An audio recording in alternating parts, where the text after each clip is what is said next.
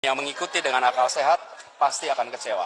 Sama dengan saya pun sangat kecewa dengan keputusan ini. Pak Anies kenapa jadi dukung orang yang korupsi? Tom Lembong sudah terbukti melakukan tindakan korupsi. Kenapa Pak Anies malah bela? Pak Anies malah mencari keadilan buat orang yang korupsi. Tom Lembong itu kocak-kocak. Apakah karena orang yang korupsi itu sahabatnya Bapak sehingga Bapak malah mencari keadilan buat orang yang korupsi? Buat kalian yang masih ribut di komentar sosial media tentang keputusan hakim, kalian nonton videonya saya sebentar ya. Ini data sesuai hasil persidangan juga ini. Ini bukti kalau Tom Lembong melakukan tindakan korupsi. Tom Lembong memberikan izin ataupun mengetahui jika impor gula yang dilakukan bukan oleh perusahaan BUMN. Padahal Tom mengetahui jika penugasan yang diberikan kepada PT Perusahaan Perdagangan Indonesia (PPI) untuk impor gula seharusnya dilakukan oleh perusahaan BUMN. Namun dalam penugasannya Tom hanya menyebutkan dilakukan oleh perusahaan produsen gula nasional. Di sana Tom sudah melakukan kesalahan. Penugasan perusahaan swasta juga tidak sesuai dengan rapat koordinasi. Hakim menyebut rapat koordinasi merupakan hal penting dalam mengambil kebijakan impor gula, bukan hanya sekedar administratif belaka. Hal ini sekaligus membantah argumentasi terdakwa yang hanya menjalankan perintah jabatan. Kan Tom Lembong kan pernah bilang, saya hanya menjalankan perintah jabatan. Iya, kau memang diperintah untuk impor gula, diperintah untuk impor gula oleh Presiden dan pemerintah Indonesia. Tapi kau itu disuruh impor gula melalui perusahaan BUMN, sesuai dengan prosedur yang benar, sesuai dengan kebijakan yang benar. Tapi Tom Lembong malah impor gula lewat perusahaan swasta, kan itu sudah sangat salah, kocak.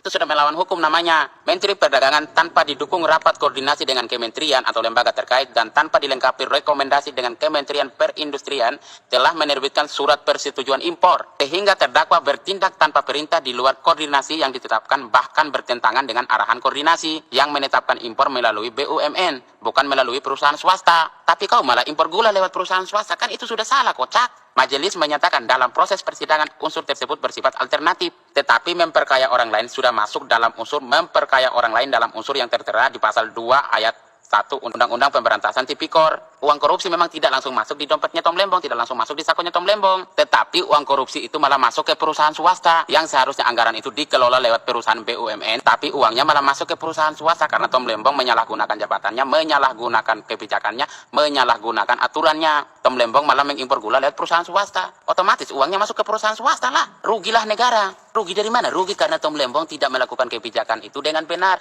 Karena masuknya lewat swasta, akhirnya Tom Lembong memperkaya orang lain. Ini nama-nama orang yang diperkaya sama Tom Lembong ini, yang terima dananya. Ini mereka ini. Dan sekarang kalian masih mau tanya salahnya Tom Lembong di mana? Tai.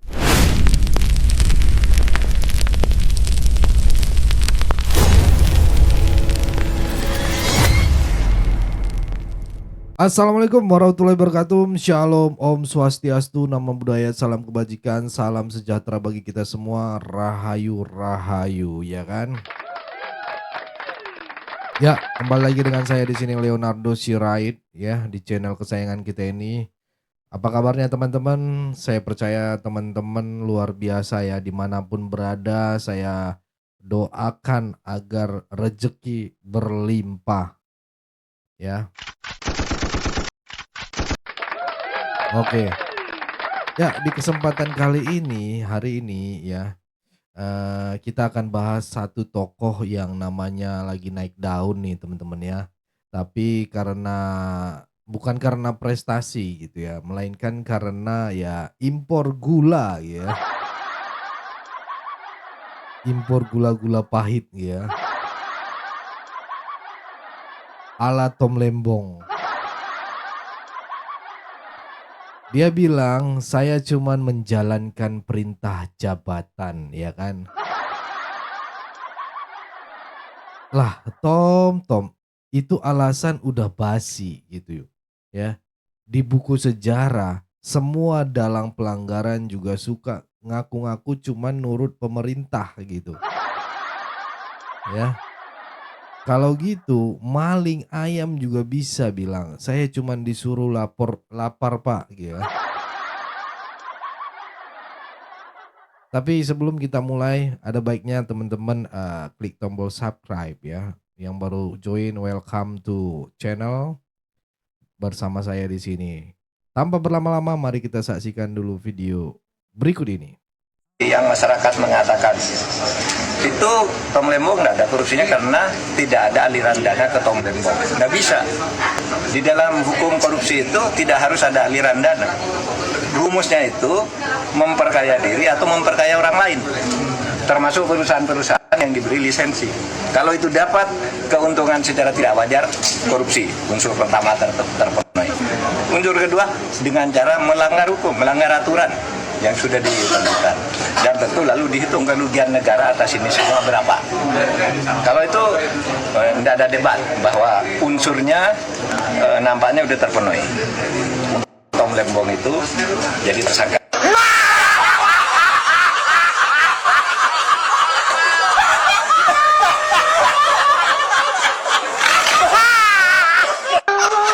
Mari kita serius dikit ya teman-teman ya. Presiden kasih mandat impor gitu kan, impor gula.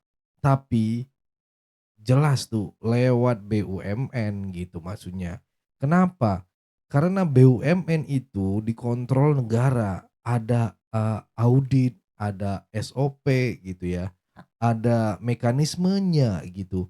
Tapi si Tom malah ngacir ke perusahaan swasta. Ya, kayak anak sekolah disuruh ke koperasi gitu.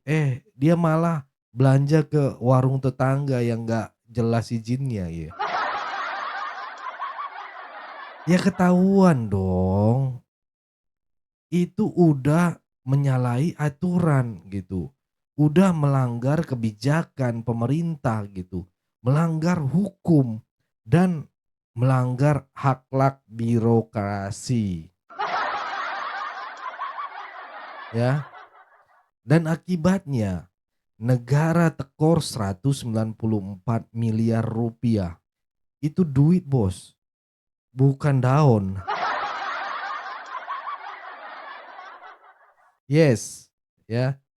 Duit yang bisa dipakai buat bangun sekolah, perbaikan jalan, bantu petani. Tapi malah nyangkut ke perusahaan swasta pilihan Tom gitu loh. Ini kan modus gitu.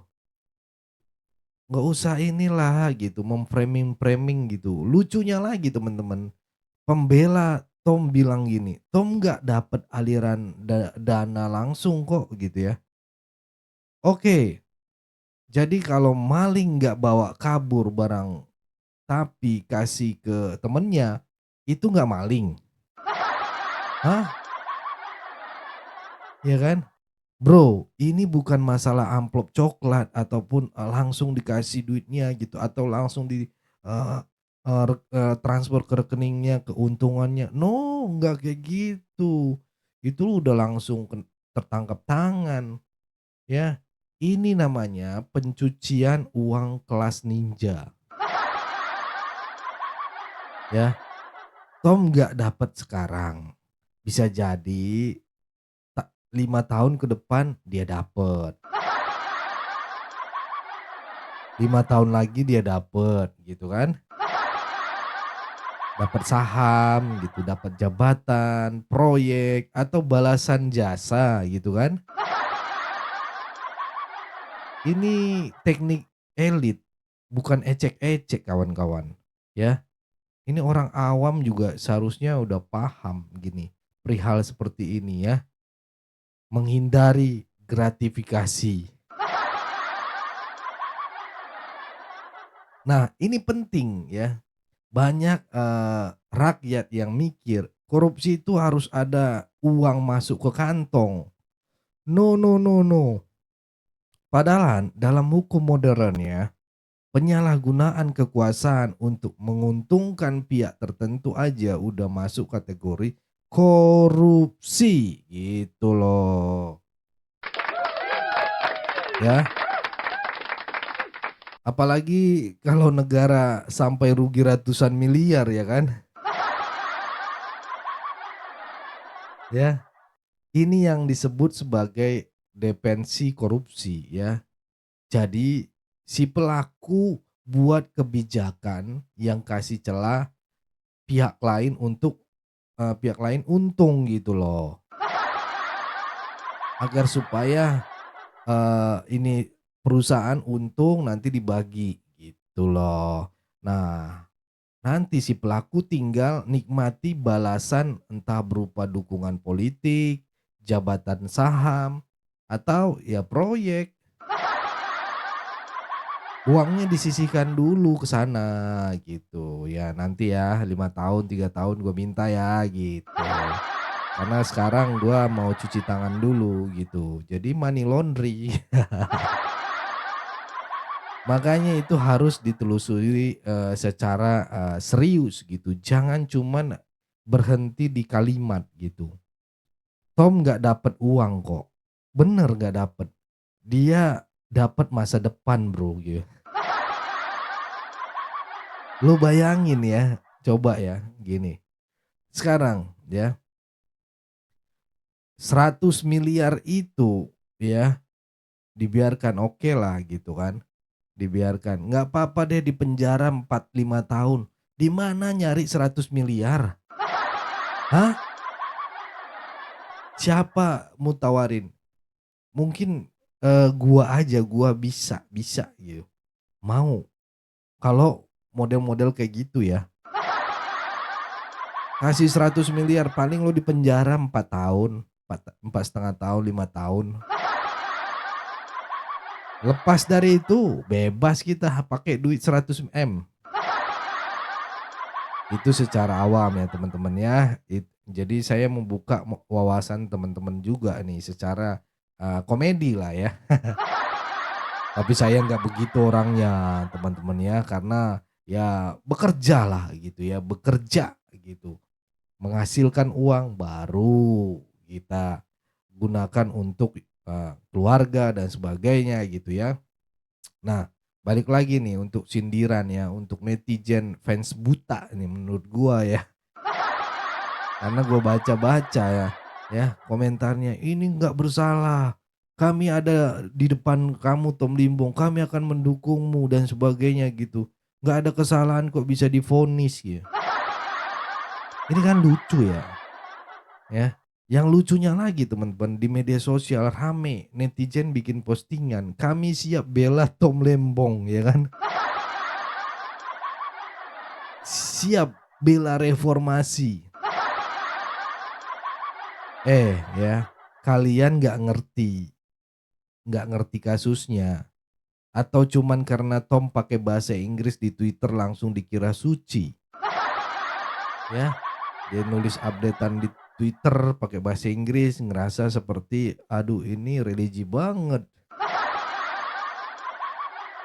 Coba tanya ke petani tebu, ya. Di situ tanya, coba tanya ke rakyat kecil. Mereka butuh keadilan, bukan drama pembelaan elit. Ya, kalau benar-benar pengen bela, silakan, ya, silakan suruh perusahaan-perusahaan yang dapat untung itu bilang, kami nggak ada hubungannya sama Tom. Tapi kalau mereka aja ngaku dapat untung dan sistem bukti sudah ada, ya, ini udah keterlaluan teman-teman. Perusahaan-perusahaan swasta itu sudah mengakui ya, kami dapat untung dan sistem bukti sudah ada, masih mau bela lagi.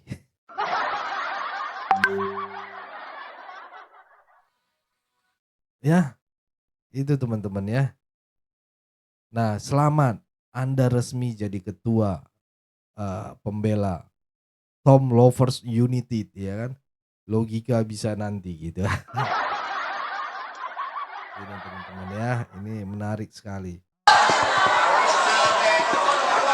Saya hanya akan menyampaikan 4 hal. 1, kita semua mengikuti proses persidangan ini dengan akal sehat. Dan yang mengikuti dengan akal sehat pasti akan kecewa. Sama dengan saya pun sangat kecewa dengan keputusan ini. Yang kedua, jika kasus seterang benderang ini dengan orang seperti Tom saja bisa dikriminalisasi, bagaimana dengan jutaan warga negara kita yang lain? 3, apapun langkah yang akan diambil oleh Tom Lembong untuk mencari keadilan, kami akan dukung sepenuhnya. Yang keempat, kami meminta kepada para pemegang kekuasaan untuk serius memperhatikan dan membenahi hukum kita. Kalau kepercayaan pada sistem hukum dan peradilan kita runtuh, maka sesungguhnya negeri ini yang runtuh. Kalau kasus kayak gini didiemin, rakyat makin gak percaya sama hukum ya. Bayangin, negara rugi 194 miliar. Tapi pelakunya bisa bebas cuman karena nggak dapat amplop langsung gitu. Lah kalau gitu koruptor-koruptor lain tinggal ganti taktik aja dong. Bilang aja, saya bukan pelaku, saya cuman pengarah strategi. Ini bahaya. Kalau hukum diakali ya. Negara bisa jadi panggung sirkus. Yang punya otak main, yang punya nurani malah disuruh minggir gitu. Yaitu bro dan sis, mbak, neng ya, ini bukan sekedar soal Tom Lembong. Ini soal prinsip dasar negara hukum ya, bahwa jabatan itu amanah, bukan ATM. Ya. Kalau pemimpin bisa main belok jalur gitu ya, dan negara rugi triliunan, tapi dimaafkan cuman karena niatnya baik gitu ya. Besok-besok ya, jangan heran kalau koruptor mulai buka startup. Korupsi halal berbasis niat. Itu aja judulnya. Korupsi halal berbasis niat. Ya, udah 10 menit lebih ya. Kalau kalian setuju ya bahwa kasus ini harus diusut tuntas, jangan cuma duduk diam jadi penonton. Komentar di bawah ya. Kasih pendapat teman-teman ya, Sirait Media. Ajak diskusi yang sehat dan jangan takut buka mata gitu ya. Dan ingat teman-teman, di channel ini kita nggak cuman ngasih hiburan, tapi juga ngasih vitamin akal sehat. Saya kaget ngelihat Twitter ya. Aduh, rame tuh di Twitter, viral teman-teman ya. Biar kita semua nggak gampang dibodohin sama jargon-jargon elit ya. Sampai jumpa di video berikutnya dan jangan lupa untuk teman-teman kalau lo waras ya like, share dan subscribe lah ya. Masa gue bilangin terus nih. Intinya pesan saya tetap jaga persatuan Indonesia, jangan mau dipecah belah, jangan mau diadu domba karena NKRI harga mati. Bye bye.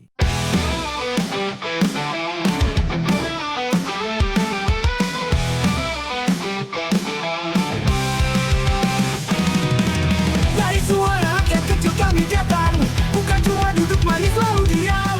Siap media, tajam dan terbuka, bawa kabar jujur tanpa drama.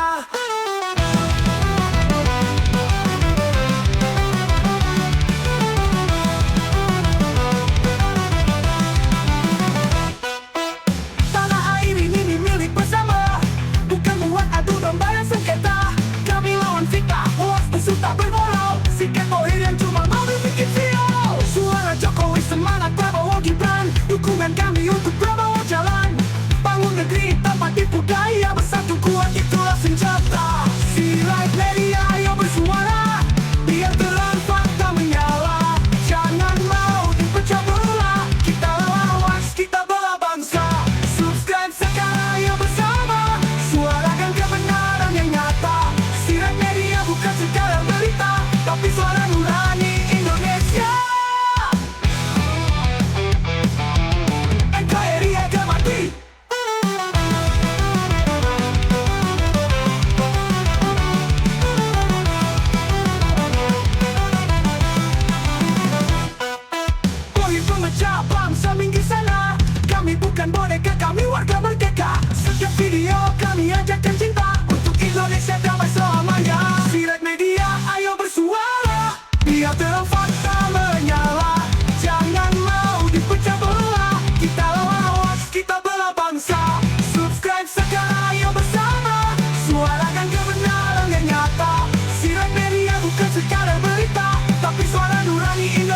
sangat indah